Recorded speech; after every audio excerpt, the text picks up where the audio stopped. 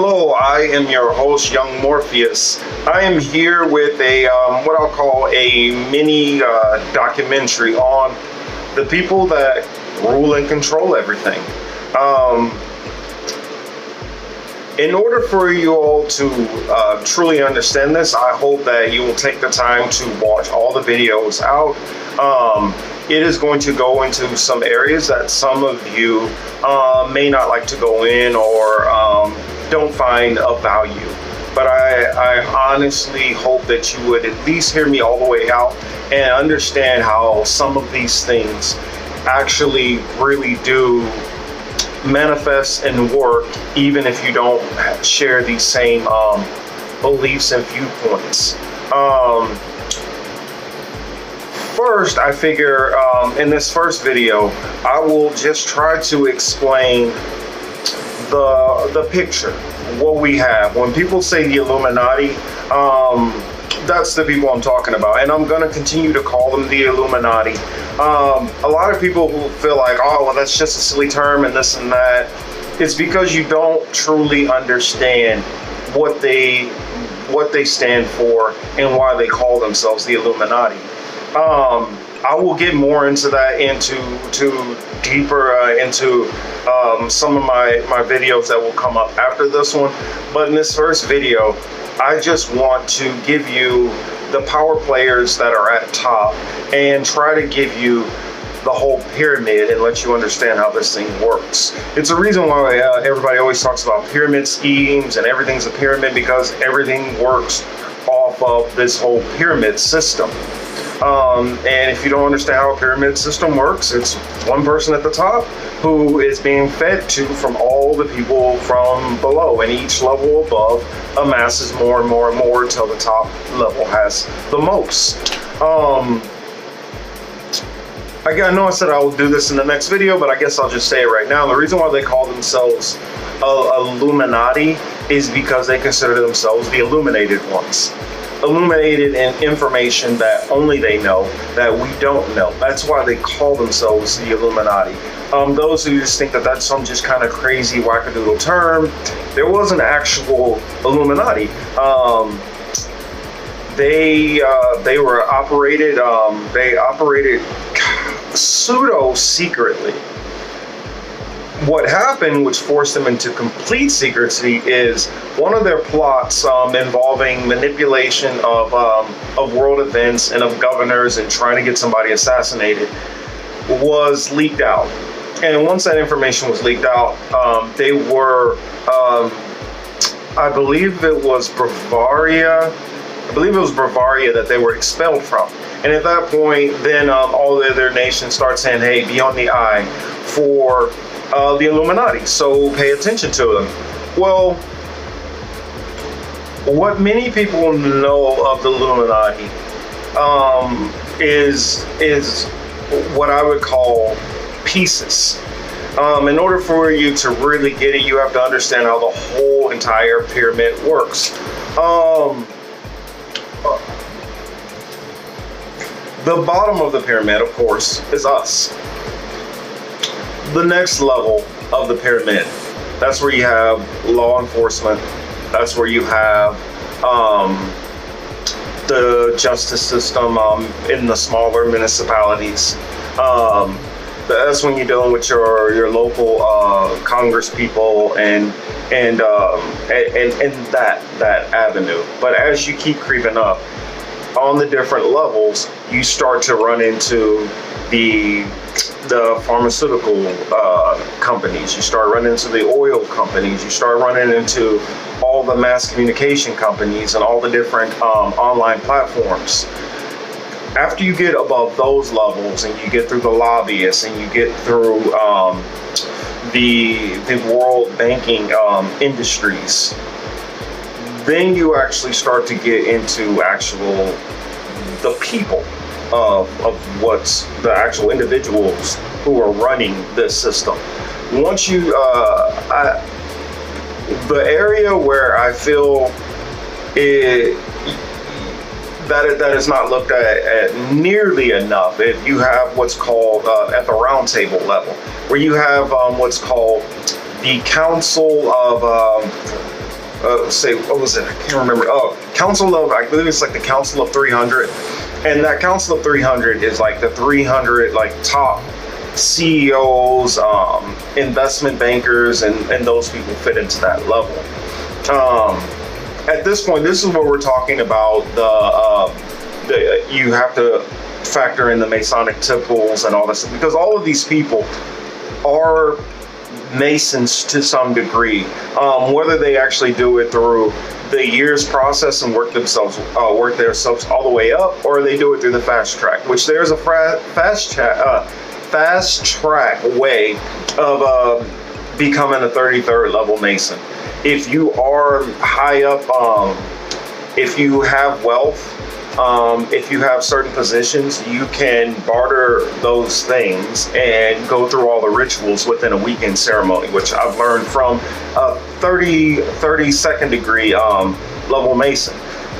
When people just look at the Masons, they have to understand that the Masonic temple is also tied into the Irish Rites, York Rites, Knights Templar, and then the Shriners, and then more and more groups.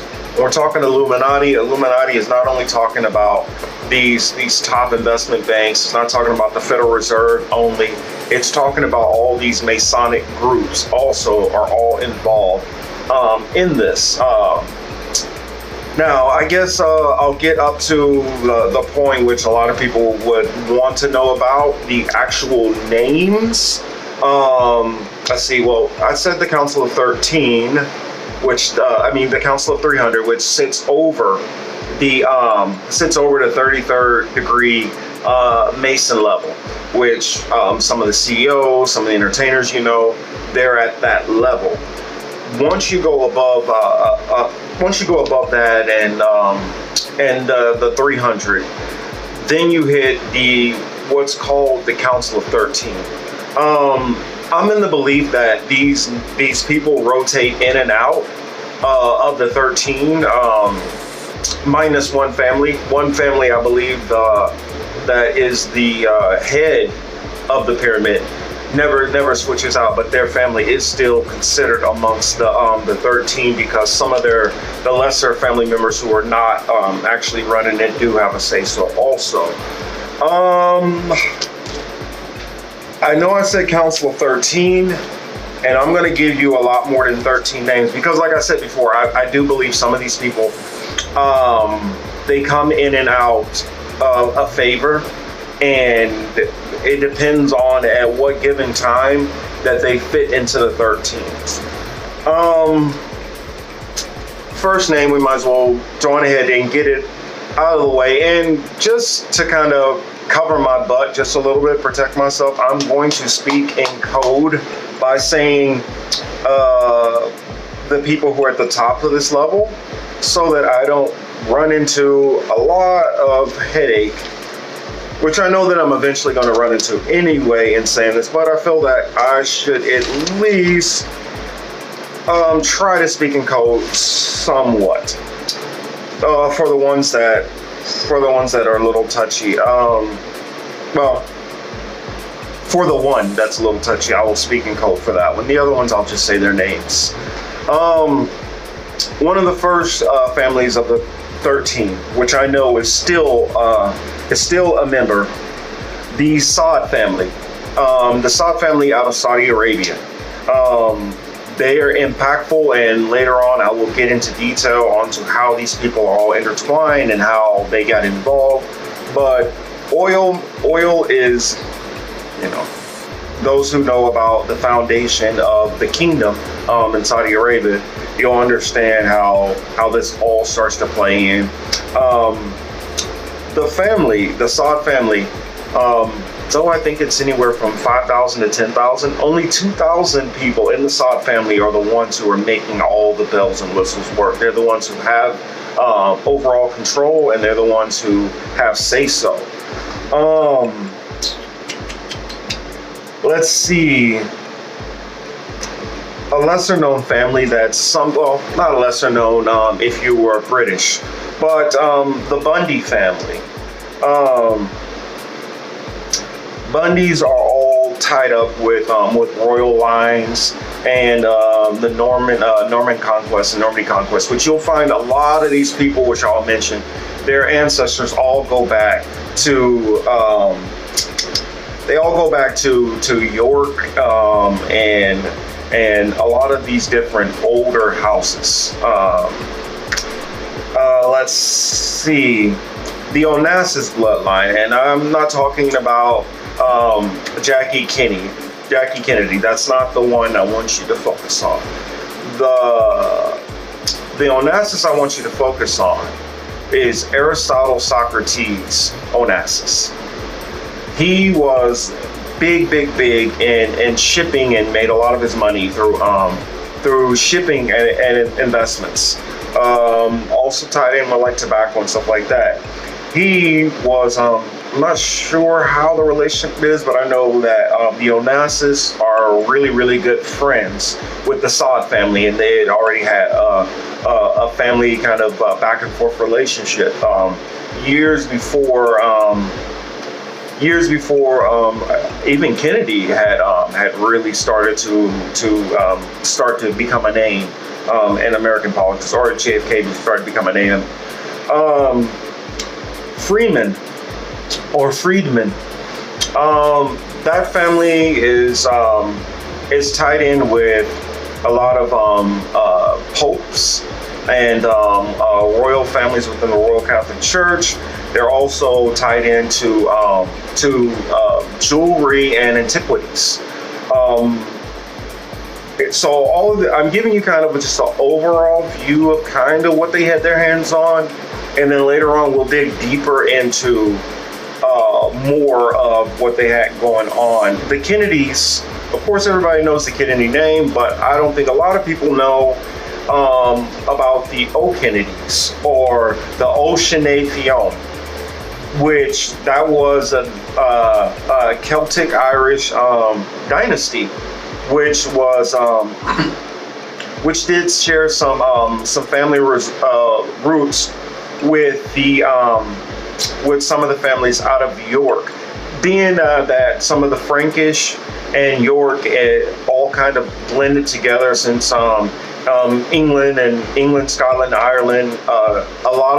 There was a lot of intermarriage to try to what would we say? I guess, for one, stop some of the warring that was going on. For two, build some alliances.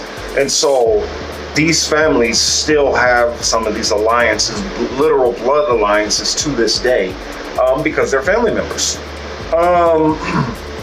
The Reynolds family, which there's actually two different Reynolds. I'm not certain if they're both related, but I know that both of these Reynolds came up in my research as people that are connected to the 13.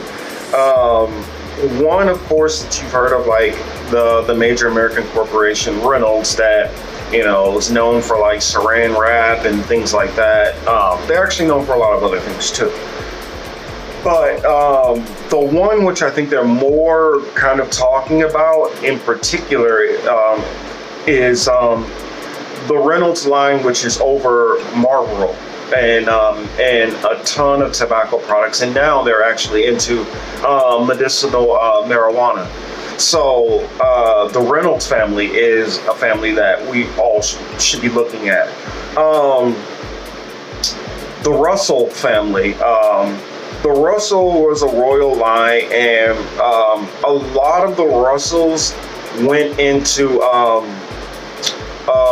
religion. There were a lot of popes, bishop, archdiocese, like that.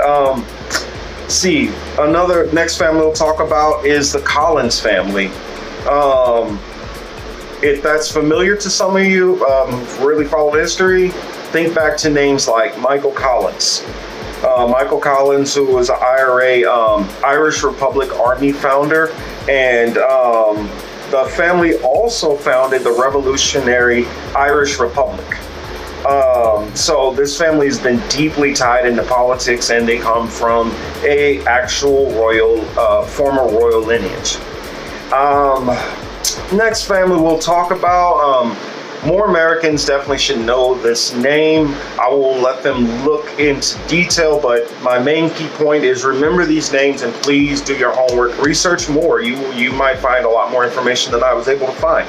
Or you might already know information which is pertinent and needs to be added in. The next family I will bring up is the Astors.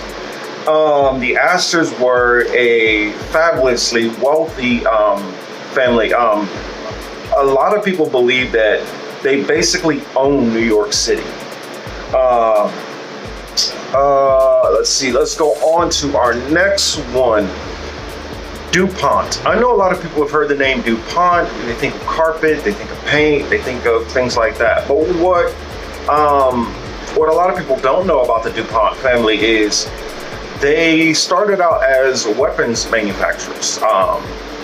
The DuPont family actually, they actually have a lot of patents for things also.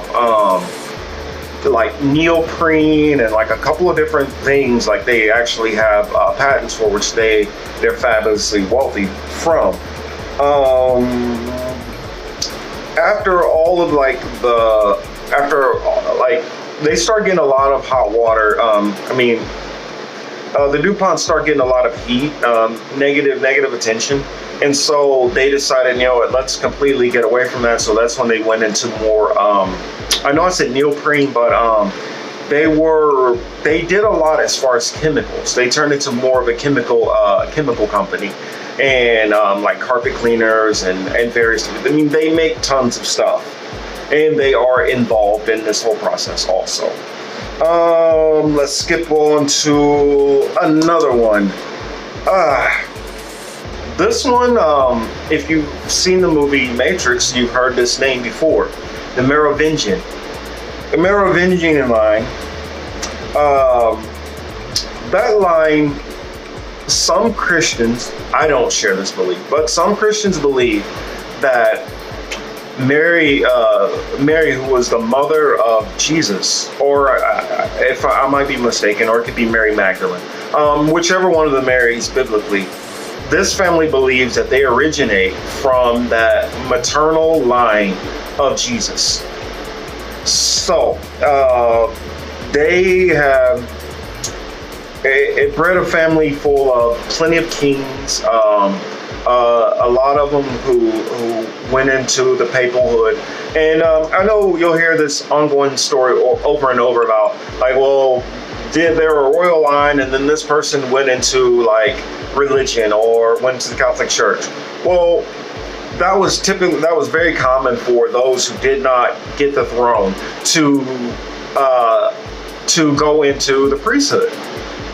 So you will see a lot of that, and the priesthood was a way for many of them to have a way to have some authority and to move up also.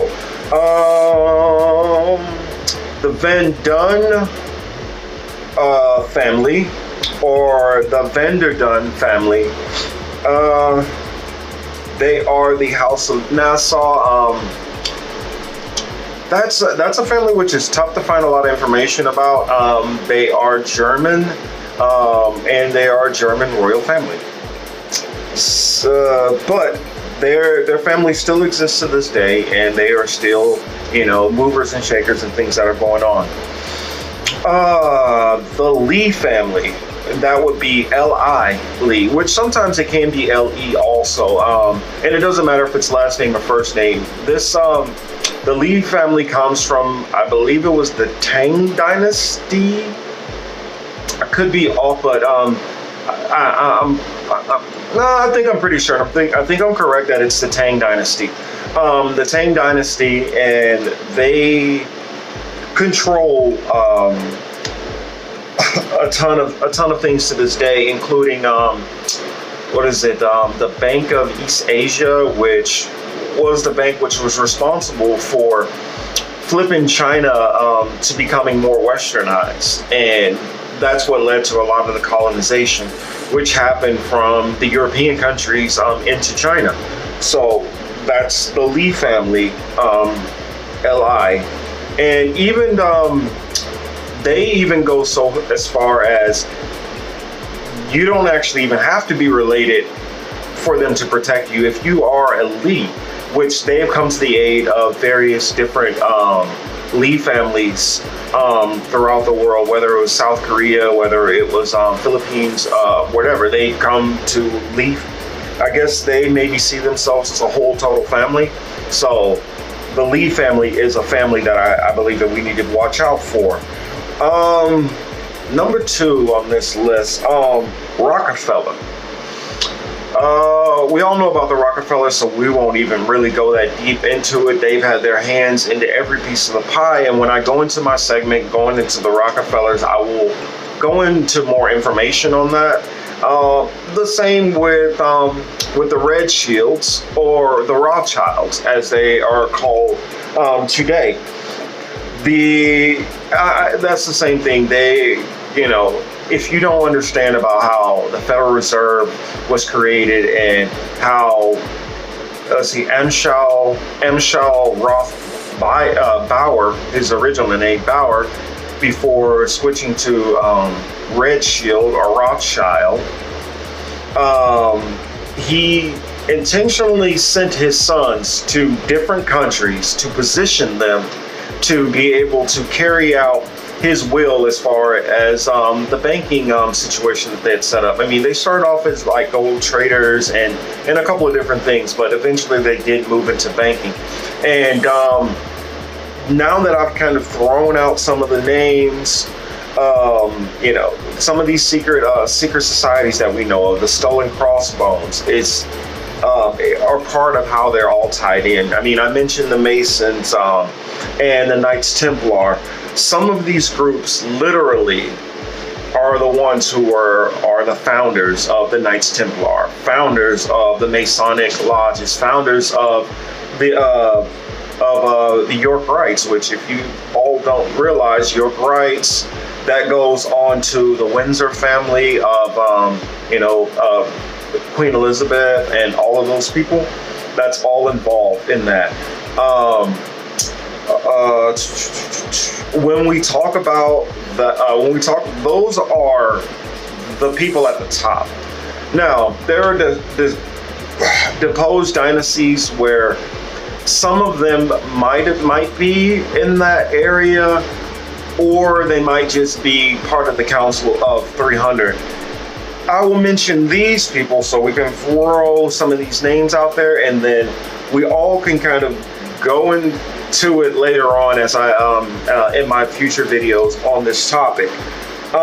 Some of the names and houses which I want you to think about and keep in mind.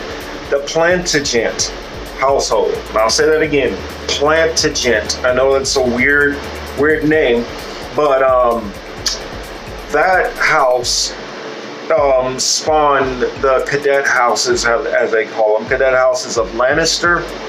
I mean, not Lannister. Well, it's funny because in Game of Thrones, Lannister is actually based off of the Lancasters. That's why you will see, if you see their sigil, you'll see that it's a lion, just like that. But York, which that falls into the Windsors, and Beaufort. Then you'll also see on the other side of that, on this York line, York, it ties down into the Franks. Franks ties into like, Henry the 7th and 8th and Richard the 3rd. And then you have like some of the families out of Germany, like the Habsburg. Habsburg is a very, very long line, which still is powerful to this day. Cavendish. Cavendish is, trying to remember what Cavendish was into. Oh, Cavendish was on the, what was it, House of Lords. So when you start hearing about House of Lords and all that, that's the Cavendish family. They're also tied in cousins to the Kennedys. So Cavendish tied in with Kennedys, and also Winston Churchill was married into the Cavendish family also. Which, when we're talking about families and ties and marriages, when we're talking about the Red Shields or the Rothschilds, Rothschilds are actually married in, well, they're not married in, but Rockefellers are married in to the Rothschild family also. Along with some of the Carnegie, was it Carnegie that is married into Rockefeller, I believe.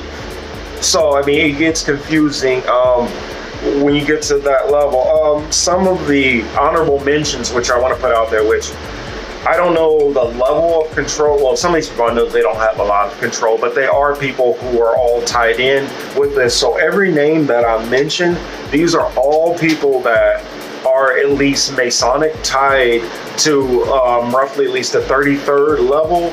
They're part of the Council of 300. They're part of they're part of the Council of 13.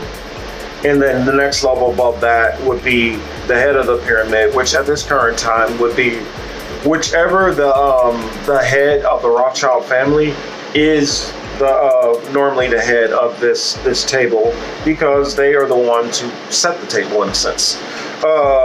They recruited a lot of these people. They have used a lot of these people to work on things.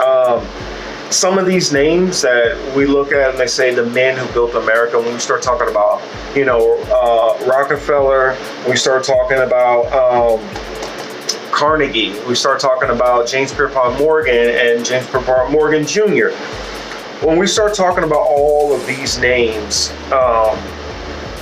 the Bush family, Ford family, the Dodge family, all of these families were like old guard of the round table or the Council of 300. These are the types of people who you see at the Bilderberg meeting, things like that. Let's see. So I'll go into these extra names that I feel like every one of us should be looking into.